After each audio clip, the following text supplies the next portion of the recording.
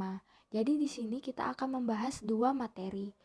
Kita ke yang pertama dulu ya, adik-adik. Materi aspek. Di sini kita dapat lihat ada seorang anak perempuan sedang mengamati ikan. Judulnya adalah Dayu dan Ikan Hias.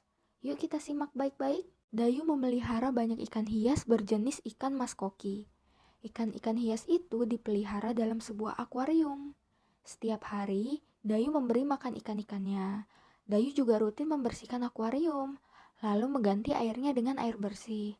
Kegiatan itu ia lakukan seminggu sekali. Dayu senang melihat ikan-ikan di dalam akuarium berenang ke sana kemari. Dayu memperhatikan saat mulut ikan-ikan itu terbuka dan menutup, seolah-olah ikan-ikan itu selalu menelan air. Dayu bertanya-tanya, apa ya yang dilakukan ikan-ikan itu?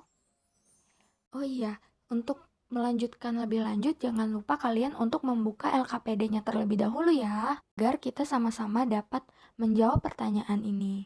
Kemudian, setelah kalian mengamati teks bacaan tadi, dapatkah kalian menjawab pertanyaan di samping ini dengan benar?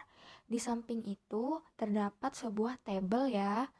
Nah, di dalam tabel itu kita dapat melihat ada 6 aspek yang dapat disingkat atau kita ingat sebagai 5W plus 1H. Kenapa 5W plus 1H? 5W plus 1H itu diambil dari kata bahasa Inggris. Itu untuk mempersingkat saja agar kalian dapat mudah memahami.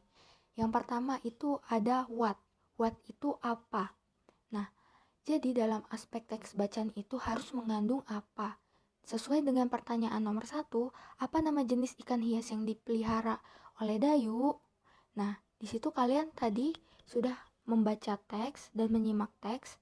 Ayo, apa kalian masih ingat apa nama jenis ikan hias yang dipelihara oleh Dayu? Ya, kalian bisa menjawabnya sendiri ya di lembar kerja peserta didik kalian. Aspek yang selanjutnya yaitu who. Who itu artinya apa kalau dalam bahasa Indonesia? Ya, artinya adalah siapa.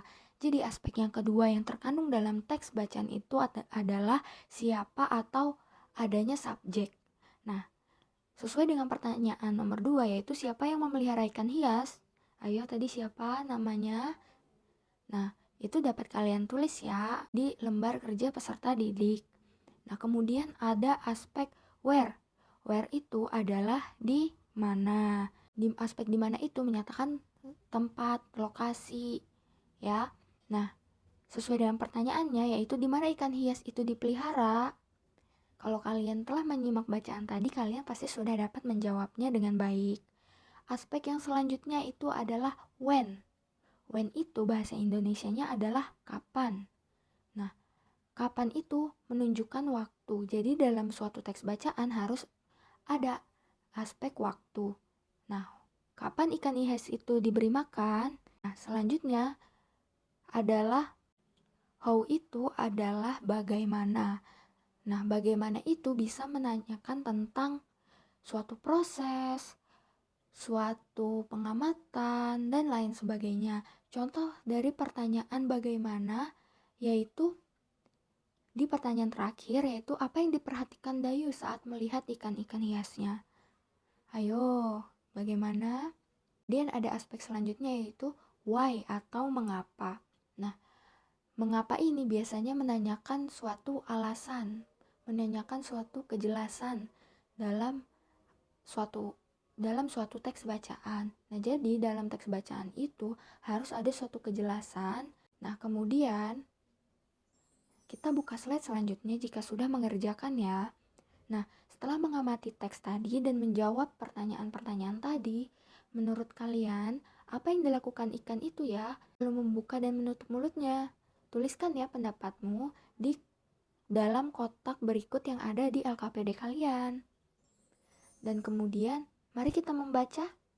Nah, di sini kita lihat ada hewan cacing, hewan jenis amfibi, reptil, mamalia, serangga, ikan, dan burung. Yang pertama kita akan membuka cacing tanah. Alat pernafasan pada cacing tanah. Cacing bernafas melalui permukaan kulit. Kulit cacing selalu basah dan berlendir untuk memudahkan penyerapan oksigen dari udara. Oleh karena itu, cacing menyukai tempat lembab untuk menjaga supaya kulit tubuhnya selalu basah dan berlendir. Di bawah permukaan kulit cacing yang tipis terdapat pembuluh udara. Saat udara masuk melalui kulit, oksigen diikat oleh darah. Pada darah cacing terkandung hemoglobin sehingga mampu mengikat oksigen. Nah, oksigen yang diikat itu lalu diedarkan ke seluruh tubuh. Zat sisa pembakaran berupa karbon dioksida dan uap air dikeluarkan dari tubuh juga melalui permukaan kulit. Kemudian ada hewan jenis amfibi. Alat pernafasan pada hewan amfibi. Katak termasuk hewan amfibi, yaitu hewan yang hidup di darat dan di air. Jadi, katak itu bisa hidup di dua tempat. Nah, namun saat masih berupa kecebong, katak hidup di dalam air dan bernafas menggunakan insang. Nah, insang kecebong terletak di luar tubuhnya dan terdiri atas lembaran kulit halus mengandung kapiler darah. Nah, setelah berumur 9 hari, kecebong bernafas menggunakan insang dalam. Insang dalam akan menyusut seiring mulai berfungsinya paru-paru dan katak muda pun tumbuh menjadi katak dewasa. Katak dewasa bernafas menggunakan paru-paru dan permukaan kulit. Di dalam paru-paru terdapat banyak gelembung udara yang sangat kecil, berselaput, dan penuh dengan kapiler darah. Di dalam gelembung udara, oksigen diserap dan karbon dioksida dikeluarkan. Selain dengan paru-paru, katak juga bernafas melalui kulit. Permukaan kulit katak selalu basah juga agar memudahkan penyerapan oksigen dari udara. Kemudian, kita lanjut ke hewan reptil. Nah, alat pernafasan pada reptil. Hewan yang termasuk jenis reptil itu ada ular, kadal, cicak, buaya, dan biawak. Reptil bernafas menggunakan paru-paru. Udaranya masuk melalui hidung, batang tenggorokan, lalu ke paru-paru. Paru-paru reptil terletak di dalam rongga dada dan dilindungi oleh tulang rusuk. Paru-paru reptil sederhana dengan beberapa lipatan dinding yang dapat memperbesar permukaan paru-paru. Namun, paru-paru kadal dan buaya lebih kompleks dengan beberapa berlahan dan bertekstur seperti spons. Pada reptil yang sering berkubang di air seperti buaya, lubang hidungnya dapat ditutup selama menyelam. Dengan begitu, air tidak akan masuk ke dalam paru-paru. Kemudian setelah reptil ada mamalia. Mamalia adalah jenis hewan yang menyusui anaknya. Nah, mamalia ini terdapat dua jenis, yaitu mamalia darat dan mamalia air. Nah, kalau mamalia darat itu banyak ya, seperti sapi, kambing, kuda, dan sebagainya. Kalau mamalia laut itu seperti lumba-lumba dan ikan paus. Nah, alat pernafasan mamalia darat ini terdiri atas hidung, pangkal tenggorokan, batang tenggorokan, dan paru-paru. Nah, perhatikan gambar organ pernafasan kuda di dalam slide ya. Setelah kalian memperhatikan, kemudian kita akan beralih ke alat pernafasan pada mamalia air. Pada mamalia air, hidungnya dilengkapi dengan katup. Saat mamalia tersebut menyelam, katup menutup. Sebaliknya, saat mamalia tersebut muncul ke permukaan air, katup akan terbuka. Saat itulah mamalia air akan menghirup oksigen serta mengeluarkan karbon dioksida dan uap air. Kemudian ada serangga. Alat pernafasan pada serangga berbeda dengan hewan lain karena serangga bernafas dengan trakea, yaitu sistem tabung yang memiliki banyak percabangan di dalam tubuhnya. Percabangan trakea itu disebut dengan trakeola. Trakeola mengedarkan oksigen langsung ke semua sel tubuh dan organ serta menyerap karbon dioksida dari semua sel tubuh untuk dibuang. Udara memasuki trakea melalui pori-pori kecil di permukaan tubuhnya yang disebut spirakel.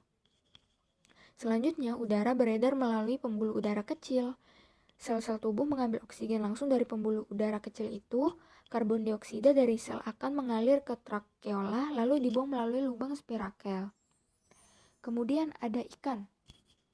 Ikan memerlukan oksigen supaya tetap hidup dan bernafas dengan organ khusus mirip saringan yang disebut insang. Insang itu berbentuknya lembaran tipis warna merah dan selalu lembab dan terdapat di belakang rongga mulut pada kedua sisi kepala ikan kiri dan kanan. Di balik tutup insang ini terdapat 4 deret insang yang saling tumpang tindih. Pada insang terdapat juga pembuluh darah halus. Pembuluh darah itu dapat menyerap oksigen yang terkandung dalam air dan melepaskannya dari darah. Insang juga berfungsi sebagai alat pengeluaran garam dan sebagai penyaring makanan. Untuk memperoleh cukup oksigen, mulut ikan dan insang bekerja sama seperti pompa isap air. Pertama, tutup insang menutup, secara bersamaan juga mulutnya terbuka. Kedua, jika rongga mulut menyempit dan mulut menutup, maka secara bersamaan tutup insang akan terbuka. Kemudian ada burung. Burung bernafas dengan paru-paru. Paru-paru burung terletak di dalam rongga dada. Udara yang mengandung oksigen masuk melalui lubang hidung pada pangkal paru sebelah atas. Selanjutnya, udara masuk ke pembuluh udara yang disebut trakea. Dari trakea, udara sebagian masuk ke paru-paru dan sebagian lagi masuk ke kantong udara. Nah, burung menghirup udara sebanyak-banyaknya saat tidak terbang. Sebaliknya, saat terbang, burung tidak menghirup udara. Udara dihembuskan dari kantung udara ke paru-paru.